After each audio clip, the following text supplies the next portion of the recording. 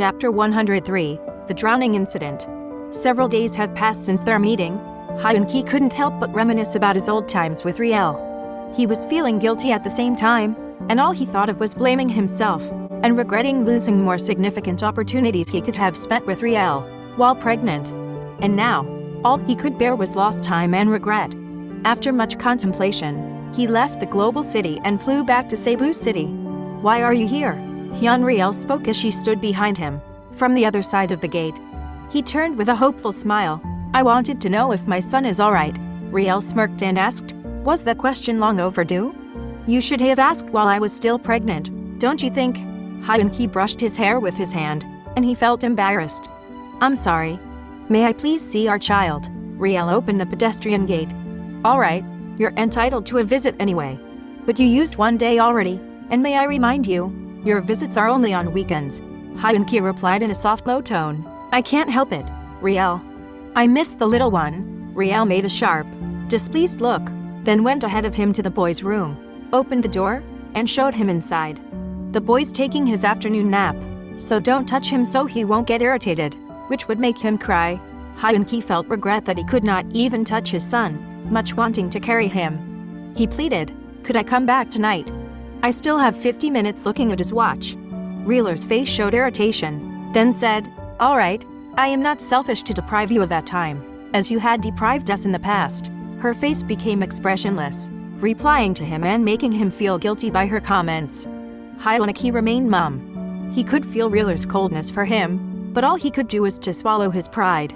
Riel somehow felt Hyun-ki's remorse as he was leaving, but she thought it was too late to feel sympathetic to him.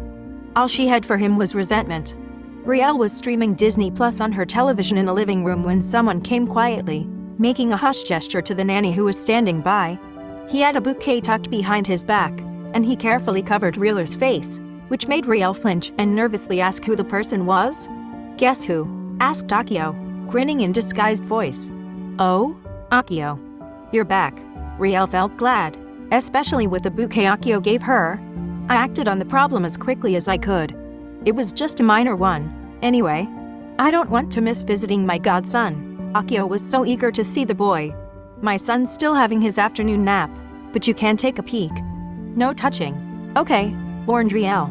Akio immediately ran to the boy's room and felt so glad to see him. How he missed his godson, he thought. Riel smiled and stared at Akio pleasantly. She felt so comfortable and joyful every time Akio was around, and she could feel the warmth and security around him. Suddenly Hyung-sik woke up. Riel considered bringing him downstairs, giving Akio some time to play with the little one. Riel went to the kitchen and told Anita to prepare for their dinner. Later that evening, Lucy, the nanny, quickly ran to Riel, telling her Hyun-ki was already in the living room. Riel walked calmly, knowing how Hyun-ki would react to Akio's presence. But to her surprise, Hyun-ki was calm and was playing with his son, while Akio watched. "So you're back." Hyun Riel gave a fake smile. "I told you I'd be back for the 50 minutes I spared for this visit," Hyun-ki explained. "Could I carry my son?" Riel, of course. "Why not?" Suddenly the little boy hugged him and said, "Dada." Hyun-ki was surprised and joyful as he held the boy in his arms, shedding a tear. He felt how essential he has to father his child. Thinking how could he persuade Riel, knowing she was adamant about being separated. Hyun-ki felt shame and speechless, and after his short moment with his son, he excused himself to leave, concealing his sadness and longing for his family, his son and wife. While driving home to the Han mansion, he received a call. "Yes. Hello, Rosemary. Why did you call?" "Why did I call? I've been calling you for days, Hyun, and you're not returning my calls. Are you avoiding me now?" she asked in a worried tone. "I'm sorry, I've been busy lately. Let us talk tomorrow." "Okay. I am so weary, and I needed to get home." "This is where your home is, Hyun." "With me?" Rosemary was stressed, and Hyun-ki was irritated. "I said, let us talk tomorrow." "Okay." He quickly disconnected the call. "Why? You?" Rosemary retorted, displeased and angry at Hyun-ki's action. Rosemary suddenly felt fear and worry. What if he's having a change of heart? What will happen to me? She cried the entire night hopelessly. The following day, Hyun-ki told Rosemary to meet him for lunch in a restaurant they usually come together. Rosemary was in a pleasant mood when she met Hyun-ki. She found Hyun-ki sitting with his chin cupped with his palm, seemingly impatient as he waited by the table. Hyun-ki gave a dry smile when Rosemary touched his shoulder. "Have I kept you waiting, Hyun? I'm sorry. I still have some things to finish before I can leave. It's all right. Let us have our lunch first," replied Hyun-ki. Rosemary was looking at Hyun-ki, and she felt something was wrong, but she kept quiet until they finished eating.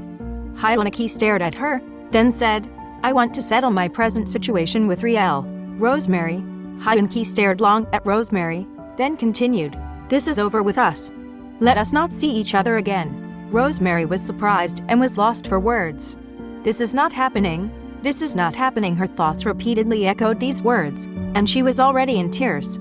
Hyun-ki got alarmed.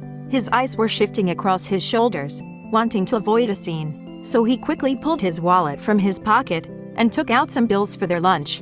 He held Rosemary's hands and walked with her out of the restaurant. He saw an empty table in the restaurant's alfresco garden and made her sit. "I know this must be hard for you, but I have no choice. I have a son to care for, and I don't want to deprive him of the responsibility he deserves.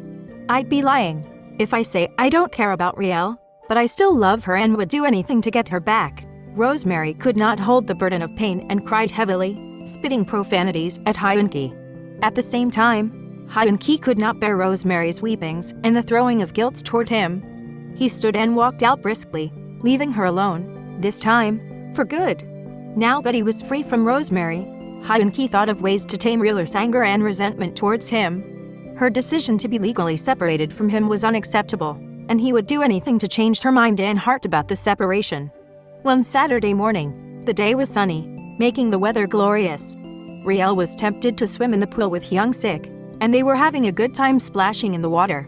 Riel held Hyung-sik's float while the little boy screamed in delight when Hyun-ki saw them by the pool. He was watching them cheerfully. Suddenly Hyung-sik called out to him, "Dada! Dada!" He was flailing his arms excitedly. Riel lost control over the float she was holding, and Hyung-sik fell into the water. Riel got terrified. Hyun-ki quickly removed his shoes and plunged into the pool to save his son. He promptly ascended from the pool, laid him on the poolside, tilted the boy's head down with his hand, and lifted his chin with his other hand. Still, Hyung-sik was not breathing, so Hyun took a breath, put his mouth around his son's mouth, and blew into it gently and steadily, until the boy's chest inflated and watched his chest deflate. The little boy coughed out the water, and Hyun-ki was teary-eyed for his son. Hyung-sik cried a little, and Hyun embraced him. Then Hyung-sik hugged him in return and said, "Dada." Riel, watching Hyun-ki as he was saving his son, mellowed, and she covered her face with her hands as she cried. Hyun-ki took Riel in his arms to comfort her and his son. Unknowingly, Akio was already there when Riel and their son were wrapped under Hyun-ki's arms. He was taken aback and astonished at what he had witnessed. Then Hyung-sik caught a glimpse of him and shouted, "Papa! Papa!" Akio made a fake smile and commented, "What a lovely scene. Family together again." Riel was lost for words, but Hyun-ki put in, "My son fell from the float, so I plunged in to save him." Having seen Hyun-ki's clothes drenched, Riel rose to get a towel for him. Both men's eyes were glued on Riel's body. She was so sexy and alluring, Akio and Hyun-ki thought. Riel handed the towel to Hyun-ki, simultaneously taking off his shirt and putting on the towel around him. Riel put on her robe and went inside, thinking where to get fresh clothes for him, but Hyun-ki stopped Riel. "Don't bother, Riel. I still have my spare golf clothes in the car. I'll get them." Riel seemed to tone down when Hyun-ki saved Hyung-sik. Will this be a good chance for Hyun-ki to get Riel back and his son? Keep following the exciting Windows of the Heart series on my TikTok and YouTube channels. Thank you.